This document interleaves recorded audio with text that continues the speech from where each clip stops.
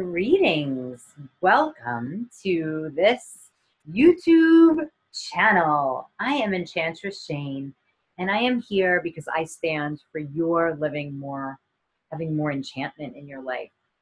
And so I come to you with this video today specifically for a discussion and a pondering around love and rejection. Now, of course, this is a topic that can go on and on and on and on, but I am coming to you with the start of this conversation because I am so heavy into this work in the most enchanted way, where I am, I'm a great listener. It's part of what I do, because when I listen to women, when I listen to people, but mostly women, I hear all the beliefs, all the limitations, all how you feel about certain things in your talking and sharing. And so when you say something like, oh, because all men don't have emotions, or I'll give you some more examples. Someone could be sharing about their life and it's like, oh, well, work is hard, or work, how annoying work is. Or I had a conversation with my mother, but how mothers can be. They don't understand today's day. So like hearing, I invite you to hear what you think about love. So if you're journaling or writing in your book of shadows, I want you to write the words, and you can pause this or you can come back to it, or you can keep it in your journal every day to add to. What love means to me is ... My biggest problem in romantic relationships is ... So pause now. I'll wait here. Or you can do it later. But instead of pulling a card today, now that you have those two questions, I'm going to pull a page from this book. The name of the book is Pussy, and the author, it's called Pussy, A Reclamation. If you don't already have it, I suggest you get it. And it is by the founder of Mama Gina's School of Womanly Arts, by Regina Thomas-Shower. So how I'm going to do this, instead of pulling a card, I'm going to flip through the pages and then stop at a page and read a passage. So close your eyes and take a deep breath in. Exhale with a sigh. Let your whole body relax. And do that 2 more times. Take a deep breath in. Exhale.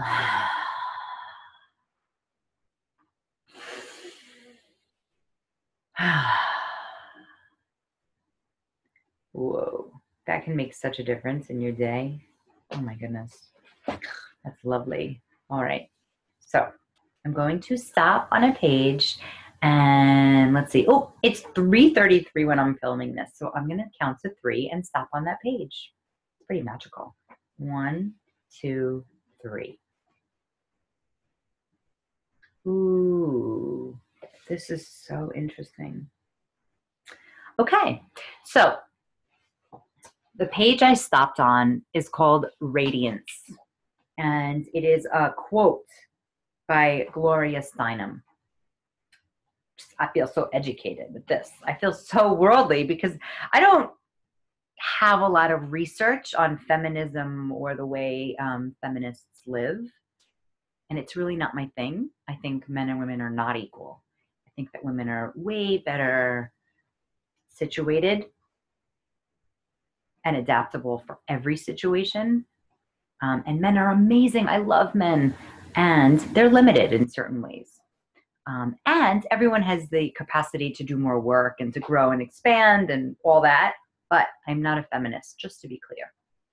Anyway, the name of this is Radiance, the chapter, and Gloria Steinem's quote is, and maybe repeat this after me: I pray for the courage to walk naked at any age, to wear red and purple, to be unladylike, inappropriate, scandalous, and incorrect to the very end. So that is so big in so many ways. And I'm going to tie it into Valentine's Day, because Valentine's Day and love and dating and romance and rejection bring up, for a lot of women, myself included, a certain air of wanting to be cool, wanting to be accepted, wanting to be thought of as like amazing and sexy and beautiful, and everything except messy, unladylike, incorrect, scandalous, and inappropriate. Like when you're in love, when you're in a relationship, when you're starting out in a relationship, when you're hoping somebody notices you, is there an air of lack or less authenticity than it would be if you're just with your friends hanging out? It's such a fine line and a fun dance to realize when there's somebody you're attracted to that's around, what happens? For me, I get completely awkward, which is why I run the Awkward Enchanted Coven, the free Facebook group, because there's a certain awkwardness of how I want to be seen. And the awkwardness comes up because there's something not authentic happening. I want to all of a sudden be seen as this goddess enchantress, like not this chick from Brooklyn with a heavy accent who like has insecurities. Like, I don't want that. So instead of dealing with my insecurities, I push them away and try to be cool because I don't want to be rejected and I don't want to be ignored. So in this, if that's you, raise up your hand. Comment below, like raise up your hand. Like when somebody's attractive in the room, I get awkward. Is that you? Because that is sure me.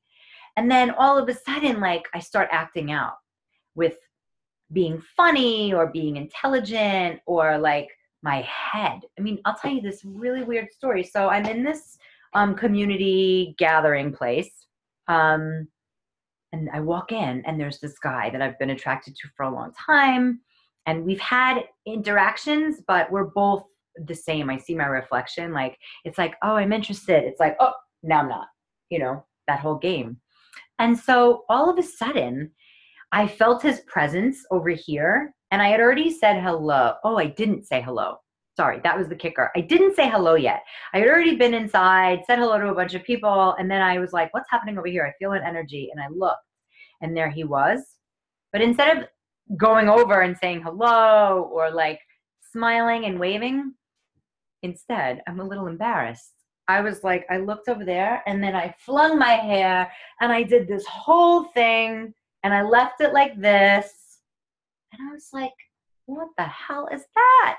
Oh my God. And I was so triggered and insecure. And the truth is, it had nothing to do with him. It was this old pattern of like, hey, see me, like me. All I have is my beauty and my hair and my body. And it's like, I am so much more than that. And I come in this package.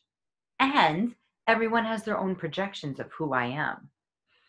And if I start to believe those projections, like, oh, Shane's sexy and she has big boobs and she's the life of the party, which is the story that is so inauthentic because I'm also highly intelligent, acutely aware of behavior. I mean, so many things.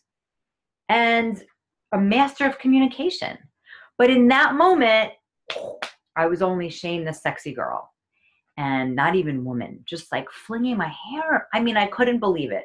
And so the idea that I would be rejected if I went over and said hello first, or like I'm going to be the loser because I go over and say hi first, like I'm excited.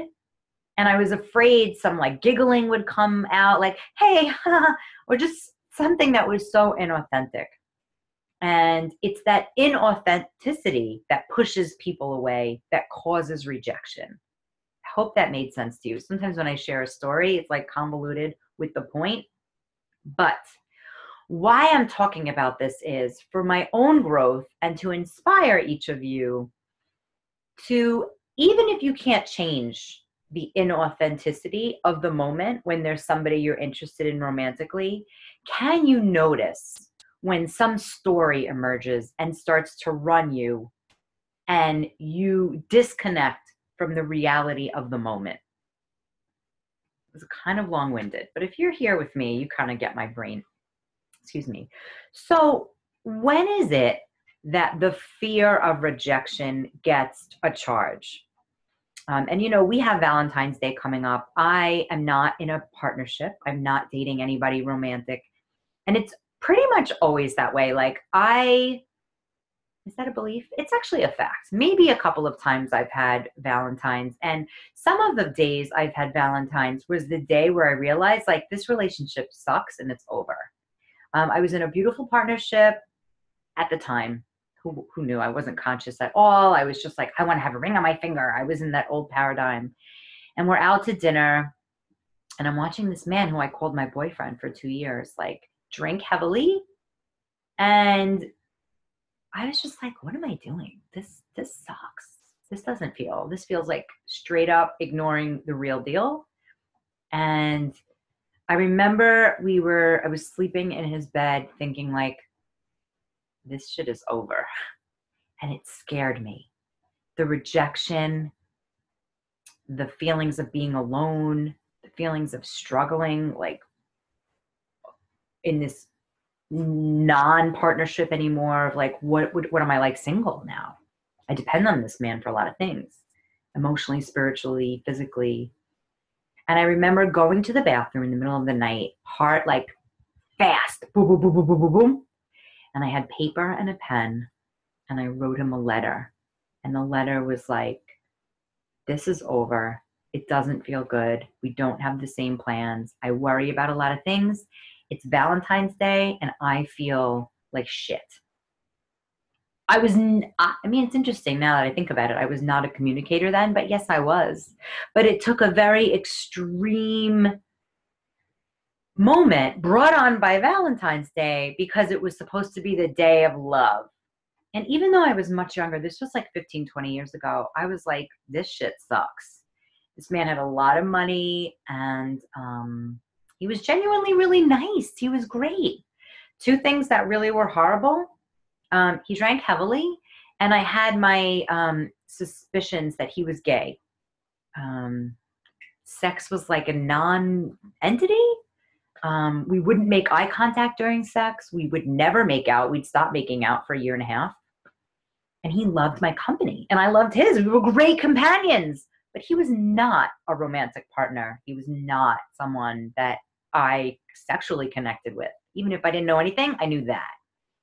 So I give you the idea to write a letter, but what is it that you're afraid of? Like, what blocks you from love? And for me, a lot of it is, it's not even just rejection, of pain. Like, I don't want to feel that kind of pain. I'm getting older. I'm 41, which is not old, but I've gone all in several relationships. And I'm like, I don't know if I can handle that kind of pain again, you know? And so avoiding that kind of intimacy, what it looks like for me is inauthentic statements, or just like staying very surface level, managing my worry and fear and mess, like I'll deal with that later, or blocking it entirely so that when I'm with the person, I'm just like in love land. But as soon as they leave, whoop, all that stuff I thought I was managing is like all over in my body and my mind. So whatever you get from this video, my exploration is, what is in the way of love, of romantic love? What is in the way for you? And how many layers can you go into that? You know, do you have a belief that all, I'm just going to say men because I'm heterosexual, but you can change it? Am I just going to get bitter and be like, I'm happy alone, I don't need anybody? Or am I going to get angry like, men can't do it, there's no one man that could do it for me? And by the way, there is no rule to say that the only way to have a successful relationship is monogamy. Like, what if you have a triple flame? You know, what if there's no twin flame for you? I don't know. I just know that I'm inviting everyone into the possibilities of creating whatever you want. Whatever. I don't know. Maybe you're polyamorous. Is that a word? Maybe you're into polyamory, which is not being committed to one person only. My quest in this life for myself, and I want to know your quest, is, what do you desire your romantic love journey to look like? What does it look like? Are you always finding partners that are not really that available? Are you always connecting to partners that are like, not really into commitment, or are they stuck? These are the questions that what might come up in your writing. Love is ... and romantic love is ... and just explore what that is. Any shares, first of all, I'm already grateful if you share something in the comments below, because being seen in those two sentence starters, sentence prompts, is major. And just doing that could shift something in your love life. So I am so excited that you're all here right now. I'm excited that we picked this. I'm going to close today just by sharing this chapter 7, Radiance, in the book Pussy. When I say that, it always feels fun to hear what accent it comes out with. So I'm going to use this as a prayer, and I invite you to say it out loud after me. It is by Gloria Steinem, and it says, I pray for the courage to walk naked at any age, to wear red and purple, to be unladylike, inappropriate, scandalous, and incorrect, to the very end.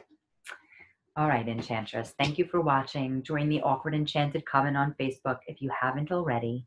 Signing off, have an enchanting rest of your day. I look forward to reading your comments. Bye.